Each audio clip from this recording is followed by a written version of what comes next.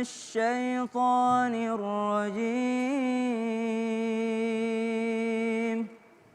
بسم الله الرحمن الرحيم إن الإنسان خلق هلوعا إذا مسه الشر جزوعا وإذا مسه الخير منوعا إلا المصلين الذين هم في صلاتهم دائمون.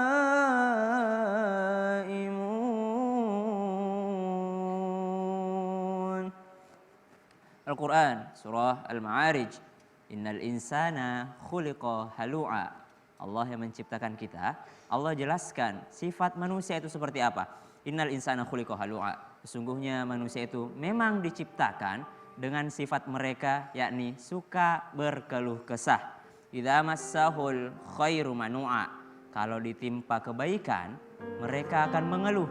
Loh, ada orang yang ditimpa kebaikan mengeluh. Mereka akan kikir, kalau banyak uangnya mereka kikir. Wa idza massahu syarru jazua. Apalagi kalau ditimpa kemiskinan, makin kikirlah mereka. Illal musallin, kecuali orang-orang yang benar-benar sholat.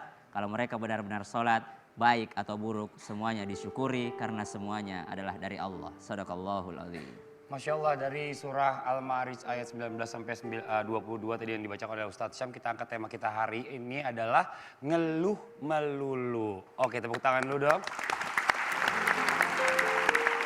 Memang kita nggak sadar ya, di dalam kehidupan kita sehari-hari juga kita banyak menemukan teman-teman kita, mungkin saudara atau orang tua kadang yang suka bentar-bentar mengeluh, sebentar-bentar mengeluh, kena musibah sedikit mengeluh, dapat masalah ini mengeluh. Nah, ini langsung kita bahas satu persatu. Yang pertama kita akan dengarkan tausiah dari Ustadz Maulana. Kalau manusia memang diciptakan bersifat keluh kesah, kenapa kita dilarang berkeluh kesah Pak Ustadz? Mohon izin, silakan. Jamaah! Yeay! Oh jamaah! Yeay! Alhamdulillah! Ketika manusia diberikan keluh kesah, tapi pada dasarnya manusia kan punya keluh kesah, tapi kenapa dilarang? Sebenarnya keluh kesah itu ada positifnya. Ingat ya, saya senantiasa berbaik sangka. Kenapa? Ternyata keluh kesah itu bagus. Buat apa? Buat orang berkeluh kesah kepada Allah lewat doa-doanya. Janganlah engkau sombong dalam berdoa, tapi rendahkanlah dirimu dengan berkeluh kesah kepada Allah atas segala penderitaanmu. Kita ini minta pertolongan kepada Allah.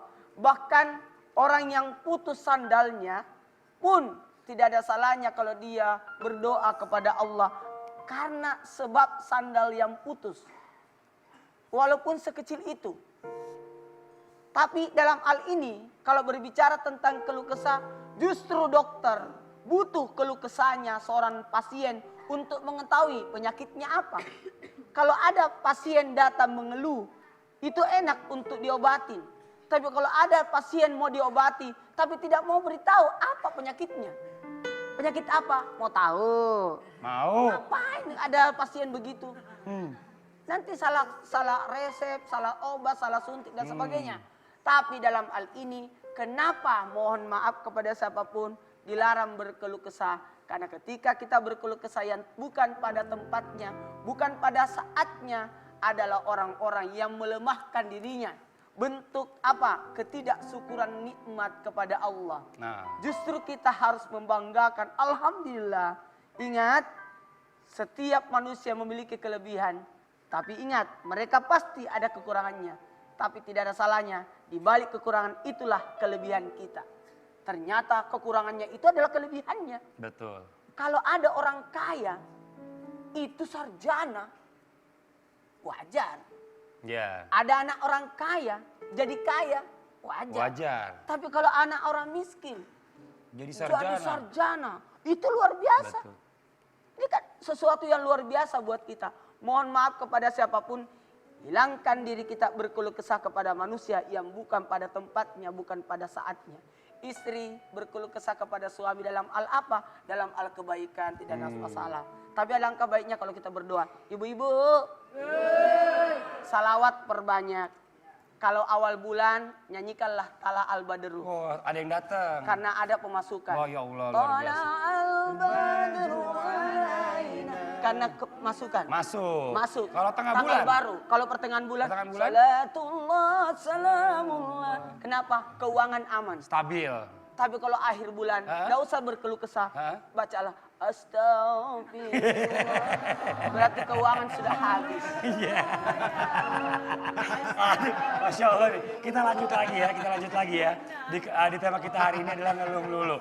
Ini kita nih sebagai manusia kadang-kadang suka nggak sadar nih. Nah sekarang kita mau coba tanya sama Ustazah Oki, bahayanya kita berkeluh kesah, lantas kita menyalahkan Allah. Ini sering banget nih.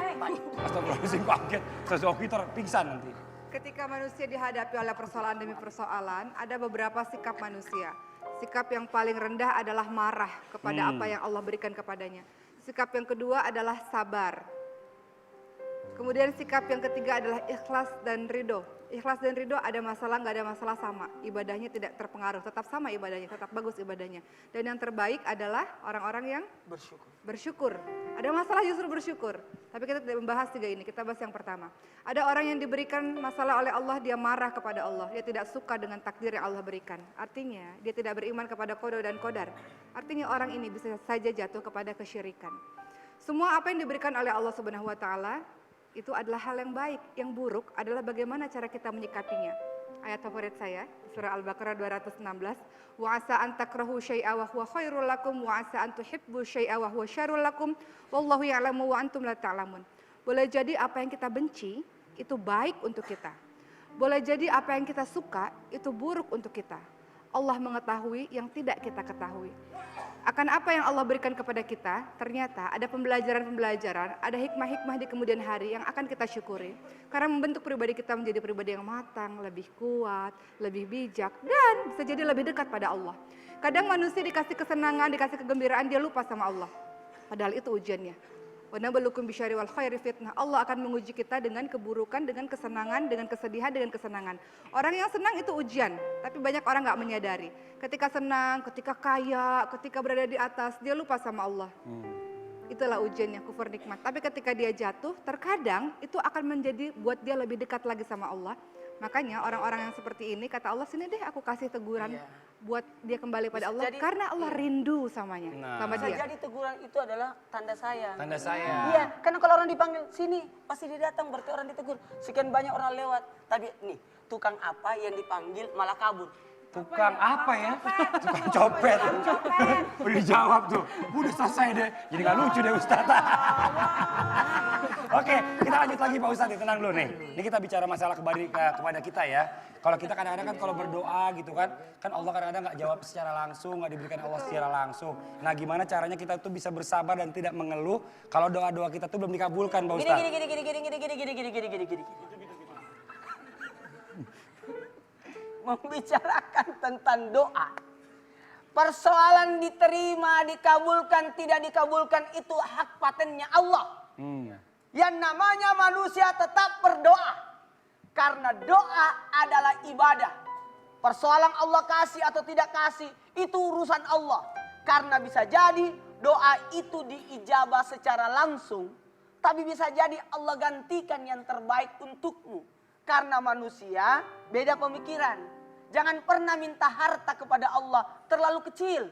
Tapi mintalah rezeki kepada Allah. Ketika engkau minta harta terlalu sedikit.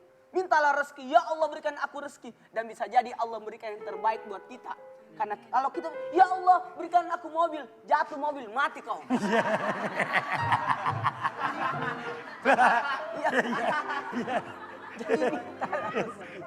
Jadi bisa jadi Allah berikan, digantikan.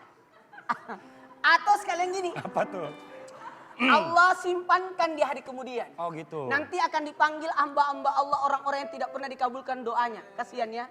Nih, pahala doa-doa yang tidak pernah diijabah. Justru orang di dunia yang selalu diijabah doanya berkata, aduh kenapa doa saya diijabah. Oh gitu. Seperti itu. Ada nanti penyesalan bagi orang-orang yang pernah dikabulkan doanya di dunia. Ternyata pahala dari kemudian atas doa-doa yang kita ucapkan itu ternyata luar biasa. Ih, Masya Makanya Allah. mohon maaf, salat jangan berhenti. Karena salat itu kumpulan doa-doa. Amin. Semua betul, doa. betul, betul. Dari awal sampai akhir Dari doa semua tuh, awal Pak Ustadz, ya? semua doa. Benar-benar. Makanya jangan pernah berhenti berdoa. Dan Rasul ingatkan kepada kita, jangan tergesa-gesa dalam berdoa. Kemudian sahabat bertanya, bagaimana cara orang tergesa-gesa dalam berdoa? Ketika dia berdoa, dia katakan, ya Allah aku berdoa kok nggak dikabulin wahai Allah. Oh, Nah gitu. inilah orang yang tergesa-gesa dalam berdoa. Ingat, udhuni astajib lakum, berdoalah kepadaku maka akan aku perkenankan bagimu. Jadi dikabulkan doa, tapi hari ini langsung kontan atau nanti atau di hari akhir nanti. Kulu Masya kalam Allah. doa. Benar. Setiap ucapan adalah doa. Betul. Maka nyanyikanlah nyanyi-nyanyi yang bagus. Nah, Ada orang ada nyanyi contoh. kena doanya. Masa? Itu kata Krisdayanti, pilihlah aku jadi pacarmu. Ketemu Rahul, Anang sudah selesai. Yo gitu ya. Kata Sari ini. Terus? Kata Sari ini. Kata Sari ini. Ah. Jangan memilih aku. Sampai sekarang tidak ada yang pilih. Oh iya benar. Ayu Ting Ting lagunya salah alamat. Oh, iya. Ternyata sampai sekarang suaminya nggak pulang. Saskia Gotik, masa? 1 jam saja. Ternyata 1 jam setelah Lamaran? lamaran putus. Ya Allah. Iya. Apalagi Ada lagi? sakitnya tuh di sini digugat sama suaminya. Oke, tahan dulu sebentar. Nih, kita mau kasih kesempatan sama teman-teman yang mau nanya. Afri. Lirik lagu itu ngaruh Iya, ya Ustaz. Saya ngaruh. Makanya kalau menyanyi yang baik-baik sekarang atau 50 tahun lagi. Kasih kesempatan penyanyinya buat nanya. Ayo, penyanyinya nanya dulu. Penyanyinya nanya. Itu salah Pak Ustaz. Ah, terus? Saya lagunya itu jangan 50 tahun, Terus? 40 tahun. Karena usianya waktu itu 40 tahun. Iya. Ustaz, saya mau nanya Masih siapa? ada lagunya? Iya. Yang lagu sama Nagita. coba. Kamulah takdirku, jadi takdir saya dia. Iya. Pak Ustaz, saya mau nanya nih serius. Oke. Saya mau nanya serius Pak Ustaz. Ini nih masalah begini nih Pak Ustaz. Alhamdulillah kan saya kerjaan, alhamdulillah bagus gitu ya. Alhamdulillah, amin. Ada aja. Dari makanan sampai Ya, bisnis baju jangan Iya, disebut. iya. Bisnis, jalan semua. Tapi terkadang gini Pak Ustadz, karena kesibukan saya mungkin dalam satu hari 24 jam, saya sibuk 20 jam gitu. Kadang saya kalau ngelihat ada teman-teman yang bisa kumpul sama keluarganya gitu. Atau saya tuh suka, aduh ini orang bisa kumpul sama keluarga. Benar. Ini gue gara-gara kerja nih gue gak bisa ketemu keluarga. Nah itu kan berkeluh kesah. Tapi bukannya saya tidak bersyukur. Tapi apabila saya berucap begitu, apakah nanti Allah akan... Apakah Allah akan marah malah dia, oh si Raffi ngeluh, saya ambil lagi nih kerjaan ini. Nah, pengen kumpul-kumpul sama keluarga, makanya jangan kumpul-kumpul sama temen mulu. Kenapa emang? Nanti kejadian. ya itu kan beda dulu. Jadi, ini kan gue ngumpul sama keluarga bukan Ini anak ngumpul polos saya ngomongnya. Ngomongnya keluarga. Saya kan mau Polos sama ngomongnya. keluarga nih Pak Ya, Ustadz. gini. Pilih bener dong, jangan kumpul Iya, sama bener. temen-temen mulu. Iya. Sama keluarga. Ngumpul teman-teman alasan kerja lagi ntar ya kan? Ayo Biarin, Pak Ustadz dijawab. kita selalu berbaik sangka. Ingat, tidak semua orang diberi amanah oleh Allah berupa pekerjaan. Lebih baik sibuk karena banyak kerjaan Betul. daripada sibuk nunggu callingan. Oh iya benar juga sih. Nunggu kerjaan. Nunggu nggak ada yang manggil. Ingat, tidak semua orang diberi amanah. Maka jangan pernah menolak amanah. Aku tidak bisa. Itu orang yang menyuruhmu itu sudah berpikir beratus-ratus kali baru memilih kamu. Maka terimalah. Jangan pernah menolak. Tapi kalau istri saya berkeluh kesah, kamu tuh jangan ambil kerjaan banyak, ingat saya. Nah itu istri saya Nah salah. ingat, memang kita ini tubuh kita juga punya hak Iya. untuk istirahat. Istri kita punya hak untuk ditemani, untuk disayang, untuk dibelai. Jadi ingat, jadi seimbang. Tapi kan Raffi kan ingin bebas finansial usia 35 tahun kan katanya. amin. Udah pengen jadi orang yang cukup. Jadi alhamdulillah kalau misalnya istrinya ridho nggak masalah. Kalau istrinya nggak ridho nanti dibagi lagi. Skala prioritas yang mana. Istri saya udah hidup. Iya. Istrinya Ridho, bukan istrinya Nagita. Sebentar, Vi. Istri lu Nagita, kenapa jadi Ridho istri lu? Kalau istri lo Ridho berarti lo Roma dong. Ridho Roma. Oke, Oki, ada yang mau ditanya nggak? Silakan. Saya mau nanya nih Ustadz nih. Misalnya gini, kalau kita ngeluh terus jadi jatuhnya tuh curhat ke teman gitu. Ya justru sebenarnya itu untuk mencari solusi. Saya dia surhat. Dia lebih banyak Di Ustadz. tempat yang salah. Oh dosa saya banyak banget nih jadinya nih. Terus gimana itu Pak Ustadz? Boleh nggak ngeluh untuk mencari solusi? Nah, dengan Sekarang cerita. saya minta Ustaz Sam. Ustaz Syam nih dijawab dulu nih. Oh, Aduh, ini saya kok pertanyaan. ketemunya Ustaz semua. Aduh. Kan kita partner. Ntar abis Bu Oki Bang Billy nanya ya. Masalah ngeluh. Kalau ada waktunya ntar dulu jawab dulu nih. Makanya ada waktunya. Bang Billy penting Boleh, banget. boleh. Iya, benar, Jadi boleh, pertanyaan dari Kak Oki boleh. Kita mengeluh kepada teman yang mampu memberikan solusi. Tapi ingat, jangan mengeluh. Contoh nih, ada yang mengeluh di sosial media. Nah. Curhatnya itu sampai disebar-sebarin. Betul. Kan kita nggak tahu respon mereka. Ada yang mungkin bersyukur karena apa yang terjadi sama kita. Oh, rasain lu, siapa suruh gitu. Hati-hati. Makanya yang paling cocok memang iyyaka na'budu wa iyyaka nasta'in. Hanya kepadamu kami menyembah dan hanya kepadamu kami meminta pertolongan. Hanya kepadamu. Bukan na'budu iyyaka, bukan nasta'inu iyyaka, tapi iyyaka nasta'in. Hanya kepadamu kami meminta pertolongan. Artinya apa? Semua selain Allah itu tidak pantas untuk dimintai pertolongan sebenarnya. Tapi kita makhluk sosial yang saling tolong menolong, dan yang paling pantas adalah Allah yang menolong kita dan Allah yang paling mendengarkan. Innallaha sami'un basir. Sekali Anda minta tolong kepada seseorang pasti akan membantumu. Tapi kedua kalinya dia akan bosan melihatmu. Dia ketuk-ketuk rumah, tok, nggak dibukain. Ya Allah, terus Beritahu itu orang tua. kenapa? Orang tuanya beritahu anaknya, beritahu. Mamaku lagi keluar. Oh iya. Ternyata kakinya kelihatan di bawah gorden. Jadi gitu. Billy masih mau nanya. Ya Billy, ayo cepetan nanya. Bismillahirrahmanirrahim. Assalamualaikum warahmatullahi wabarakatuh. Ya buang waktu. Waalaikumsalam warahmatullahi wabarakatuh. Ayo. Ini masalah ngeluh Pak Ustadz. Iya. Temen Bang Billy cerita panjang lebar. Dia curhat sama Bang Billy ngeluh banget. Karena badannya kegendutan tuh gimana solusinya? Pak?